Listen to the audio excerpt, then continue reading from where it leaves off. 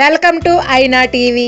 ఆంధ్ర స్టైల్లో గుత్తి వంకాయ ఎలా చేయాలో తెలుసుకుందాం. కావలసిన పదార్థాలు: వంకాయలు ½ కేజీ, ఆవాలు ½ టేబుల్ స్పూన్, మినప్పప్పు 5 టేబుల్ స్పూన్స్, శనగపప్పు 5 టేబుల్ స్పూన్స్, జీరా ½ టేబుల్ స్పూన్, పల్లీలు 4 టేబుల్ స్పూన్స్, ధనియాలు 1 టేబుల్ స్పూన్, మెంతులు ½ టేబుల్ స్పూన్, ఎండుమిరపకాయలు 15, ఇంగువ ½ టేబుల్ స్పూన్, చింతపండు నిమ్మకాయ అంత, సాల్ట్ రుచికి సరిపడినంత, ఆయిల్ 6 టేబుల్ స్పూన్స్. ఇప్పుడు తయారీ విధానం తెలుసుకుందాం. ముందుగా 1 టేబుల్ స్పూన్ ఆయిల్ వేసుకుని అందులో ఆవాలు, మినప్పప్పు, శనగపప్పు, పల్లీలు వేసి కొంచెం ఫ్రై అయ్యాక ధనియాలు, మెంతులు, జీరా వేసి ఫ్రై చేయాలి. తరువాత ఎండుమిరపకాయలు వేసి అంతా ఫ్రై అయ్యాక చల్లార్చి పౌడర్ చేసుకోవాలి. కొంచెం బరకగా ఉండాలి ఈ పౌడర్. తరువాత ఆ పౌడర్ లో ఉప్పు, చింతపండు గుజ్జు వేసి కలపాలి.